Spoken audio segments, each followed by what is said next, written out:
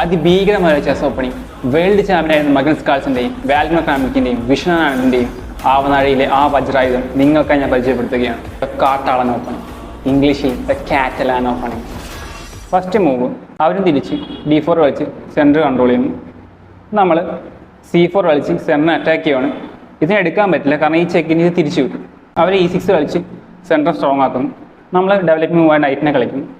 അവരതുപോലെ തന്നെ നൈറ്റിനെ കളിക്കുന്നു. അപ്പോൾ നമ്മളിവിടെ കളിക്കുന്ന മൂവാണ് G3. ഇതാണ് കാറ്റലാൻ ഓപ്പണിങ്ങിൻ്റെ മെയിൻ മൂവ്. എന്നിട്ട് ഈ ബിഷപ്പിന് ഇവിടെ കളിക്കാം. ഇത് ഫിയാൻജേറ്റ് ചെയ്യാൻ വേണ്ടിയാണ്. ഇപ്പോൾ മെയിൻ മൂവ് എന്ന് വെച്ചാൽ ബിഷപ്പ് E7 കളിക്കാം, ഇല്ലെങ്കിൽ ഈ പോണ വെട്ടുമ്പോഴത്തേക്കും നമ്മൾ ബിഷപ്പിനെ കളിക്കും. പോണിനെ സപ്പോർട്ട് ചെയ്യാൻ ഇതൊക്കെ കളിച്ച് വെച്ച് കഴിഞ്ഞാൽ തന്നെ ഈ ഡയഗണലിലുണ്ട ഈ ബിഷപ്പിന് ഭയങ്കര മോൺസ്റ്റർ, ഇതിനെ കാറ്റലാൻ ബിഷപ്പ് എന്ന് പറയുന്നത് ഭയങ്കര മോൺസ്റ്റർ ബിഷപ്പ്. ഈ മൂവ് കളിച്ച് കഴിഞ്ഞാൽ പിന്നെ പണിയാണ് കുറേ കഴിയുമ്പോഴത്തേക്ക്. ഷാർപ്പ് ഗെയിംസ് ഇഷ്ടപ്പെടുന്ന ആൾക്കാർക്ക് കാറ്റലാൻ ഒരു സൂപ്പർ